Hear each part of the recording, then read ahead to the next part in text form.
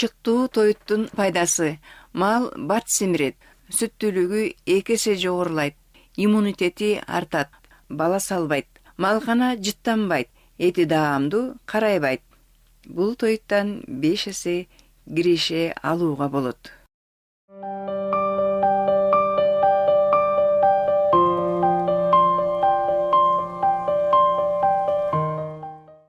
Саламатсыздарбы, урматтуу дыйкандарыбыз. Бүгүнкү күндө чыпты той темасында чын айтып берейин.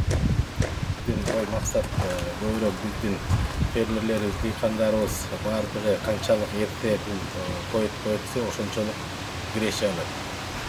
Санап бергенде бул кирешени сатып алган күндө да 5 эсе киреше алат бул тоюттан. Эмне үчүн дегенде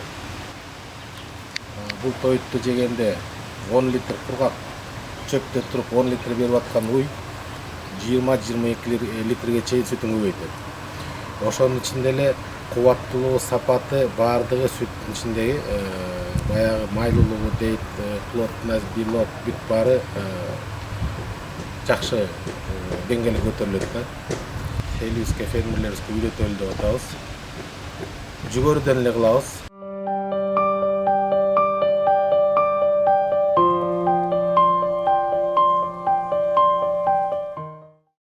Закваскага даярдай турган мынакей чөптү туурап келебиз. Эң негизи бул тууралган чөптүн арасында ар кайсы чөптөр бир 15-16, может андан да көп сорт чөптөр бар. Ушуну азыр алып туруп, мынакей даны да бар мунун баарынын ичинде. Ар бир чөптүн өзүнүн бактерия болот. Жүгөрү да бар, камыш да бар, курайлар бар, жанагындай арпа да бар, беде да бар биякта. Ошолордун бактериянын баарын алып туруп сууга чылайбыз. Суу деген артезиан суу же булак суу болуш керек. Хлорка кошулган суу болсо бактерия жашабайт анын ичинде. Мынакей ушуну алып туруп сууга чылап, ар бир тоннага 80 кг чылап туруп бактерияны алып, бактерияны алгандан кийин бул чөп кереги жок. Бул чөптү алып малга берип салабыз. Жанагы бактерия менен сууну чипкалап туруп, ошого гана кум шекерди пропорциясын кошуп туруп бактериялерди көбөйтөбүз да. Көбөйткөндө кадимкидей эле квастай жыттанып, анан боз болуп белок көрүнөт. Анан жана айткандай эле тоютка бергенде ал ушунун ичинен көбөйөт, ямаларда. Калория ошол болот да, эң негизги фишкасы ошондо да. Малды да семирткени, бука, жылкы, уй, кой баарын семиртип, сүттүн көлөмүн бергенде да ушул бактерия көбүнчө берет да. Эң негизи. Сууга чылаганга мынакей даярдап коюп, муну барып сууга чылайт. Азыр килограмм деп эсептеп, мунун баарын болжолун билебиз. Андан кийин перевозка кылганда момундай канистраларга, таза канистраларга куябыз. Анан алып барып туруп, жанагындай тоюттарга 1 тоннасына 5 литрден беребиз. Мына ичин карасаңыз, бул боз субстанция болуп турат мынакей. Бул белок көп да. Жыттасаңыз квас жыттанып турат. Мына күндөн катып койгонбуз. Казыр муну келип алып кетет да, тоютка барып ушуларды берет. Бул болжолу менен мынакей 1 тонна сууга 80 кг момундай тууралган чөптөрдүн бактерияны алыш керек. Ошондо мынакей момунда 15 килодан ар бир мешөктө. Мынакей 15 кило алтымыш, дагы 2 мешөк салат да 80 кило болуп туруп, суунун ичине барып туруп муну эритет. Бир 20 мүнөттөй бактерияны алат, чайкалат. Бактериянын баары чыгат. Бактерия чыкканда бул жап-жашыл болуп калат. Негизи суу өзү бактерия чыккандан кийин. Жаңы бактерия жап-жашыл болуп турат да, кийин 5-6 күндөн кийин момундай боз жалаң бактерия болуп калат, белок болуп образоваться кылат. Муну эми 5 жылдан бери эксперимент кылып жүрүп, биз малдын көбүн семиртип, сүттүн жана көлөмүн көбөйтүп, эми бүт эле малдык жан жей берет. Мал болобу, кой болобу жана бооз кезинде илгерки сыйласты жесе баласын жоготуп койчу. Ал научный термин айтканда абортировалась деп.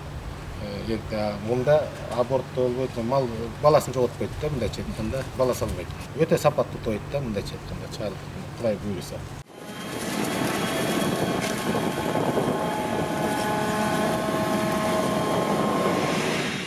Палатканын ичинде мынакей 5 тонналыктардан 2 емкость турат. Емкосттардын баары нержавейка болуш керек. Же пластмасс болуш керек. Темир болсо, темирди бул бактерия жеп салат. Датпазат, ал туура эмес бактерия болуп чыгып калат. Ошондуктан мынакей күндүн нуру да тийбеш керек. Күндүн нуру тийсе да бактерия көбөйбөйт, өлүп калат. Бактерия бул тирүү жандар. Ошон үчүн мына палатка кылып туруп, күндүн нурун тийгизбегенден кийин мынакей ичинде температурада ызык заквасканы ушундай кылып даярдалат.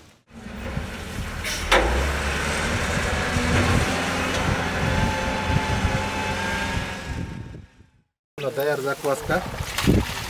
Мынакей азыр құйылып атат лейкаларга. Ушун болжолу менен муну жытын карагыч кандай квастай болуп соонун жыттанып турат.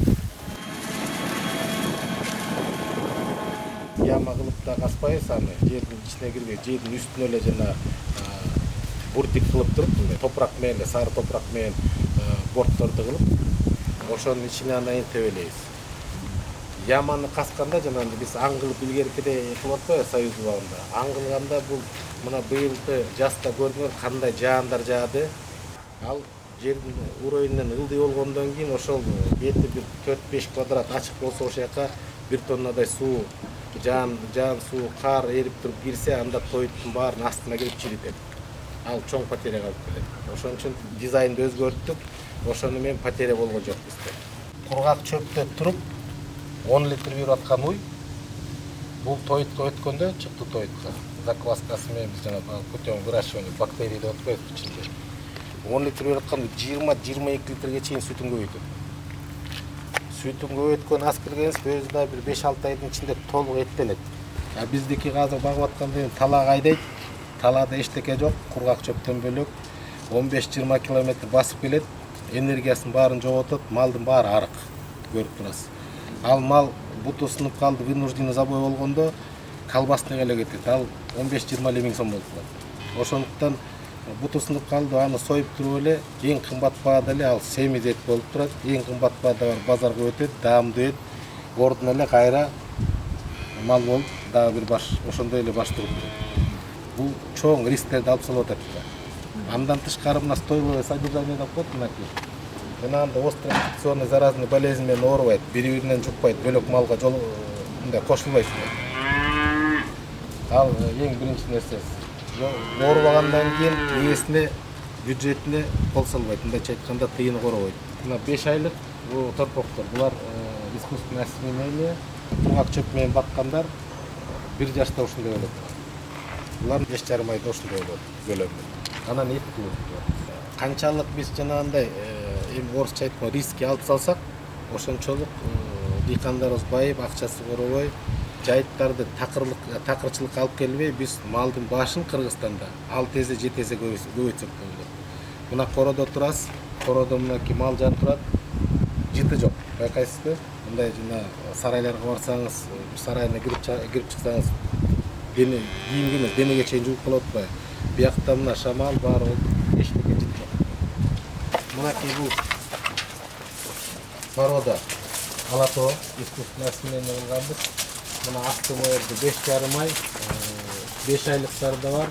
Ар жакта молодняк турат, кийинки 3,5 ай, 3 айлыктар. Бигин ичинде 10 күн 2 жумалыктар да бар. Мына этке тапшырбайм буларды.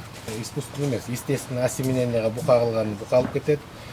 1 жаш 2 ай болгондо могу кунажындары, торпоктор буларды осеменять этип, ким жана сүт багытында алам дегендерге базарга чыгарып эле дыйкандарга беребиз.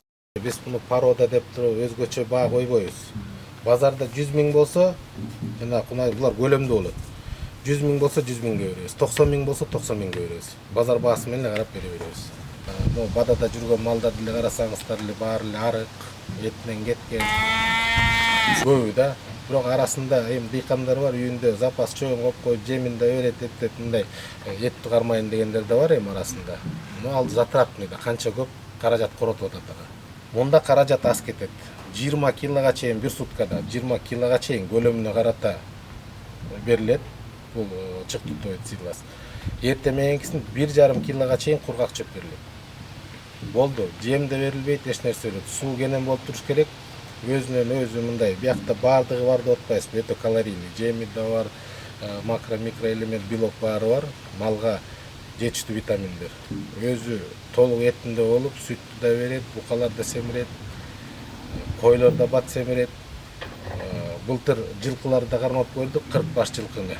Кичкиден көндүрүп берип, 45 күндө жылкылар семирди. Тайлар. Бүгүнкү күндө мынакей бул даярдалган тоюттар 5 эсе киреше берет. Дыйкандарыбыз баары эле дотация деп өкмөттөн субсидирование сурап жүргөндө, бүгүнкү күндө мынакей биз бул тоют менен бизнеске айлантык. Ушуну дыйкандарыбызга, элибизге үйрөтүп атабыз. Биздин ой максатыбыз биздин Кыргызстанда дыйкан фермерлерибиз эртерээк байысын. Өлкөбүздө калктын көпчүлүгү айыл чарбасы менен алектенгендиктен чыктуу тоют колдонуп чарба күткөн фермерлердин катары көбөйсө, элибизди эт жана сүт азыктары менен жетерлик көлөмдө камсыз кыла алабыз. Жана адистердин айтуусунда Кыргызстанда калктын 80% байыт. Бул өлкөнүн экономикасынын жогорулашына чоң өбөлгө түзөт.